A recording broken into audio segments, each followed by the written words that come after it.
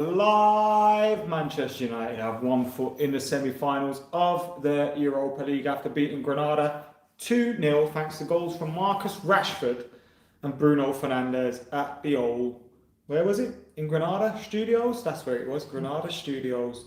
Good win for Manchester United today, great result for us. A few bits of bad news in that Luke Shaw, Scott McTominay, Harry Maguire picked up bookings which will keep them out of the second leg. But when I think of that, is it really bad news? And I don't mean that in a negative sense. I don't mean that as a criticism of those players. But last time we beat Real Sociedad 4-0, went into the second leg, clear, smooth sailing, ahead of everybody. What did we do? We played Bruno Fernandes from the start. So at least with those suspensions, Maguire's forced him to be rested. Shaw's forced him to be rested because we need those players rested. Without doubt, they're going to be involved at the weekend. Without doubt, Maguire and Shaw start against Spurs. So we needed those boys to be rested midweek against Granada. So the fact that they're suspended, I think, is a good thing. Even without them, we should be beating Granada, or at the very least getting a draw, or at the very least not losing by more than one goal. And Manchester United are through to the semi-finals. So all in all, a very, very good result for Manchester United. A professional performance, a professional victory in Spain. And job done. Marcus Rashford with an excellent goal from him today.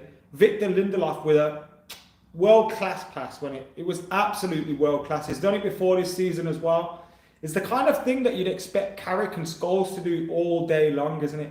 We've grown up being used to Carrick and Scholes just picking out those passes from the quarterback position of the pitch, if you like to call it that, if you want to Americanise football. But the pass by Victor Lindelof to fire Marcus Rashford and the run by Marcus Rashford as well was excellent. The touch to take the ball under control, fantastic. And then he's got the defender breathing down his neck, but he carried on, took the ball away home. And you've got to say, big goal by Marcus Rashford. And an important goal for Manchester United to take us into half-time, 1-0 up. The amount of goals he's got this season, what's that now for Rashford this season? 21? 20. Yeah. So his best season was last season where he got 23 goals. Yeah. So Marcus Rashford now has 6-7 weeks of this season to get 4-5 more goals. And he's in his best season so far of his career. And I'd consider, I say this as a bit of praise. I say this as a compliment, not as criticism. I don't think Marcus Rashford has played well this season. I really don't think Marcus Rashford has played well this season. And yet, Marcus Rashford has double figures goals, 20. Double figures assists, I think it's around 11 or 12. He's got as many goals and assists as his games I think he's played this season. It's absolutely phenomenal, the run that he's on at the minute and the record that Marcus Rashford has got. So great stuff from him today. And then you see Bruno Fernandes wrapping it up with a penalty after he had a face like a smacked arse. And I don't mean that as in he looked moody. I mean, he literally had a face like a smacked arse. It was red as fuck. He got slapped up, man. What that the defender saw him in the box and just went, man, short slap. My dad's done that to me a few times. Just saw me, what are you doing, bruv? Where are you moving? Just give you a clap in your face. And that's exactly what he did. He did give the penalty away. How he didn't get sent off is beyond me. How he didn't get sent off was beyond me. Especially considering the referee, was booking Shaw, booking McTominay, booking Maguire for absolutely fuck all. You should have been sending that geezer off for that. You should have been sending the geezer. You're off, Joe? Yeah. Want to come chat to the people then? Yeah, go on then. Instead of that. Hello. How you doing? You alright? Yeah, good, how are you? I'm alright. Are you alright? Yeah, good. Talk about the big news of the day. Let's not talk The about... big news of the day is Ollie Ball's following us, do you know? Yeah. On TikTok. Following me. TikTok legend. Following He me. follows both of us. Followed me. I didn't make the account. No. He follows Alex. Follows Alex. Yeah, what are you saying after that? I thought, I mean, it wasn't great, was it? But what do we expect? I don't think we were going to go there and batter and 4-0 and look incredible. The players know what the situation is. They know what's going on. It's not going to be the most high intensity, best game you've ever seen. Going away, winning 2-0, perfect result. I'd argue doing it in that manner, where everyone kind of comes out of it saying, well, that was shit. Better. But you won. It's like you haven't exerted too much energy. Yeah. You haven't, it hasn't been an end-to-end game. You haven't had anyone sent off. You've been able to, we took Rashford off early, didn't we? We took Shaw off. Everything's gone to plan. Except the bookings, obviously. But I still think, I just said before you come in, I think that has gone, maybe not to plan, but you're forcing Ollie to rest them now. Whereas we would have been going into next week's game I hope he gives Maguire a rest. Maguire and Shaw as well, 2 people. And now they're forced. If only Bruno got a little suspension. I know. And Rashford. Yeah. But he did take Rashford off before, which was good. And it just went to plan, didn't it? It was perfect. And I think that the tendency is, and fair enough, maybe we've played a part in this down the years, or whatever. But I think social media more than fan channels. But the tendency is, after every game, you have to analyse every pass, every touch, every twist, every misplaced pass, everything. And really, you don't need to do that. The game was a 2-0 win to Man United in Granada in the first leg. That's really all there is to it. Don't worry about whether it was Bruno's best game, or Rashford's best game, or this person or that. I think that we have to analyse everything too much. It was what it was, and that was the perfect first leg. And back in the day, and thank you for the super chat, David, who says we need to slap up Jose and get revenge on the weekend. Hit him for 6. I agree with that. Back in the day, when I was a kid, growing up, makes me feel old, but a lot of games, if I weren't at the game, I could only listen to on the radio.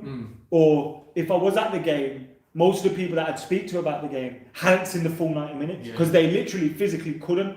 And it's unless you listened on the radio, watched a match of the day, or went to the game, you had no other way of consuming that game. So you never ever got caught up in. I don't remember there being a narrative around, after Paul Scholes scored 20 in one season once, and they never really did that. No one just said, oh, he's fucking shit. Or what is Gary Neville's expected assists? Yeah, I don't remember that. It didn't matter. And it does matter to a certain extent. It's nice to know these things.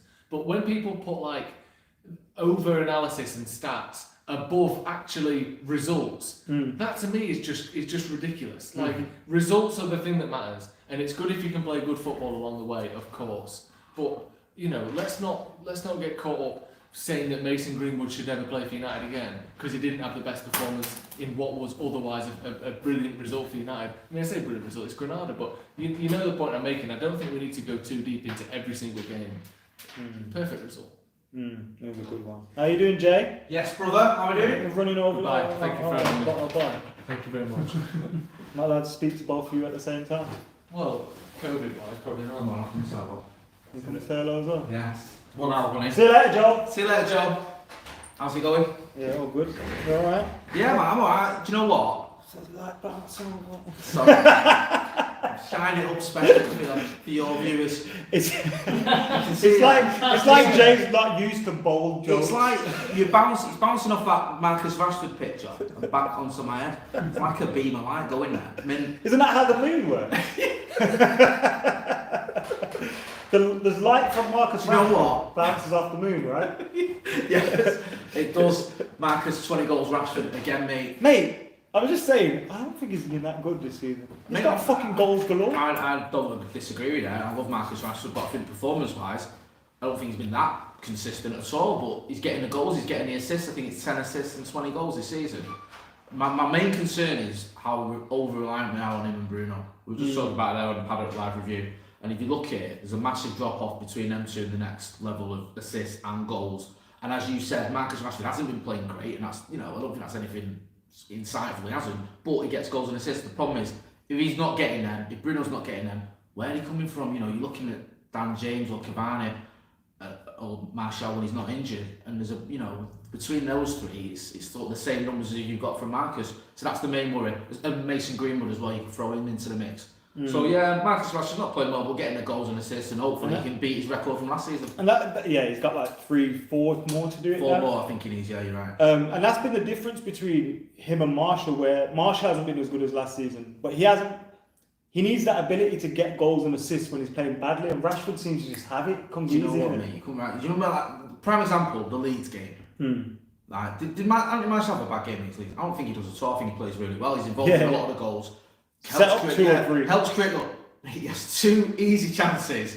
One he goes one way, doesn't score. He gets the same chance again, he goes the other way, doesn't score. You just think this guy's getting no luck at all. And then you have players like, Marcus Fink gets a goal, somebody gets 2. It's easy when you look at it afterwards and just look at the stats and go, he hasn't got many goals, he hasn't got many assists, he's having a crap season. But if you watch it game for game, I think you're right. Anthony Martial has put in some good performances. He just needs to do better in front of goals. Because you've got, as a 9 for United, you've got to do better than 7 goals. And you have to be able to have that Marcus Rashford trait of, all right, we're playing badly, but we're scoring, we're getting assists, because otherwise you don't survive at Man United. I'm not comparing him, but Andy Cole went through a little bit of a spell like that. Andy Cole came from Newcastle, where he just scored for fun. And then what happened was he changed his game at United, he had to adapt to the system. And there was a little bit of a spell, his first couple of seasons, where he wasn't as prolific. But his performance. The season when we lost the league. Yeah. And everyone he was blamed for that. Yeah, because of the West Ham game. Because Ludek McKola had the best game of his life as a player I'll never ever forget as long as I live. But Andy Cole's performances were good. It's just he wasn't as prolific. And then what happened is as he got sort of to his late 20s, he just started banging in goals again for fun. So yeah, I still believe in Anthony Martial. I know you do. I don't need to ask you about that one. I think he'll come good. I think Mason Greenwood's going to get loads of goals as well. The only one I have a little worry about tonight and this season is a little bit worried about Edinson Cavani. He seems a little bit, I don't know, it's probably too early to tell, but just not quite got that edge that he had earlier in the season. He's just come back from injury though. Yeah, that's why. The jury's still out on that one. I'm not saying that City's done, but with all the stories we're hearing, the fact obviously, he hasn't got an affiliation with Manchester United. He could quite easily at the end of the season go, I've had enough of this, I'm off. Which, especially when you look at, the treatment with the suspension that was unfair and things like, you can understand why he would feel And another big thing, he hasn't felt the love of the fans. No. Sometimes I think if he hears us singing, and he would have, he would have heard that for 90 minutes at Old Trafford. Do you know what I mean? Like 100%. And that sounds dumb to some people that are just, what do you mean, United fans? But literally, that can change things. Of course it can, mate. Odin Gallo, right? like playing in front of the fans like twice, 3 times at Trafford. We loved him. Do you know what I mean? He was like a fan's favourite and he was getting his name, so he loved it. And Edinson Cavani would have got that with bells on. So yeah, it is a bit of a shame for him. And I'm just a little bit concerned because when he came in, he scored, was it 4 goals in his first 7 games or something stupid? And then he scored like 2 since or 3 since. But he's got 7 or 8. And that is a little bit of a concern, especially now with Martial out. We need Cavani. We need Cavani to win with goals and assists. And like you said, tonight you can't really tell a lot. He's coming back from injury.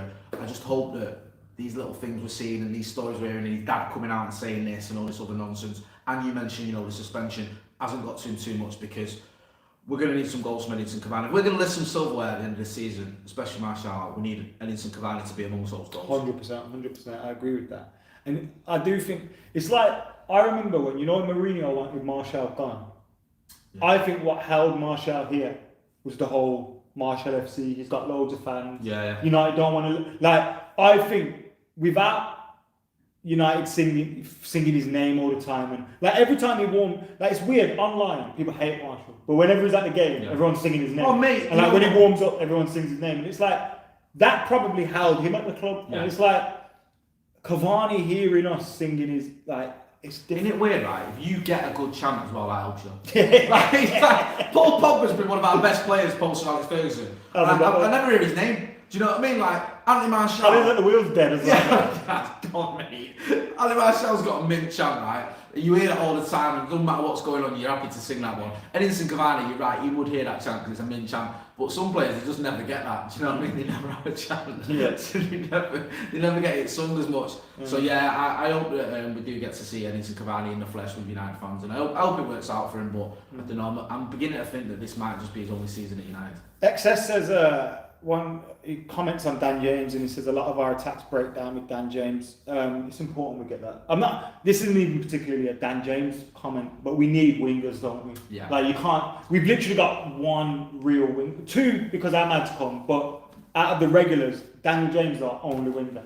It's mad because I was talking to Joe about this the other day on Paddock and it was I've always been, I don't personally think we struggle to get either, but out of Haaland and Sancho, I've always preferred Haaland because I think we need an out-and-out goal scorer. He's almost guaranteed to get you 30 goals.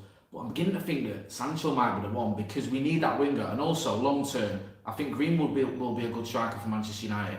We're desperate for wingers, man. We really are.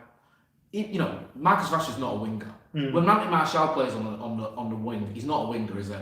You know what I mean? Like you're saying, Dan James is the only one we've really got, and Amad Diallo is probably 2 seasons away from being ready for the Manchester United first team. So yeah, we desperately need a winger, especially when you look at Manchester United clubs of old, or teams of old, sorry. We've always had mid-wingers, we've always been able to mix it up a bit, and we haven't got that at the minute. We've got like inside forwards, as they used to call them, do you know what I mean? Like that. That's what they are now. Yeah, they're like just playing up. Yeah, they're not. You know, Marcus Rashford never looks across the ball. He's never going to go down the wing and try and cross it. He's trying to play it inside all the time. Do you know what I mean? Mason Greenwood on the other side is identical to Marcus Rashford. All he's trying to do is get his shot off or maybe play someone in. So yeah, we definitely need a winger, and Jadon Sancho's the obvious one. Jake makes a similar point. He says there's no point in us getting a Haaland because our 9's getting no service.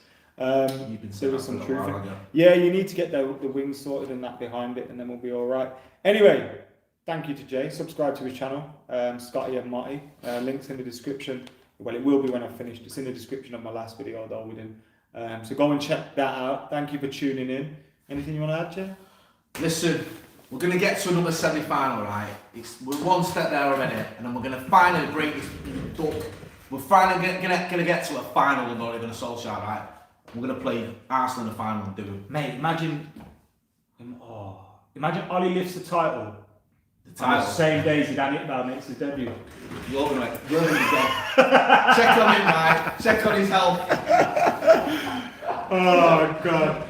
Thank you for tuning in. Just in a super chat, which was about Jack Grealish from Oliver Smith. What's happened with the Grealish links? They've gone a little bit quiet, but don't worry. I'll get down to the Birmingham Mail when I'm home and get some links pumped out about Jack Grealish to Man United. Keep your comments and your thoughts coming in. Thank you for tuning in. Thank you to Jay. Thank you to Joe. If you want more reaction, head over to Stretford Paddock. Till then, I'm out of here. See you in a bit.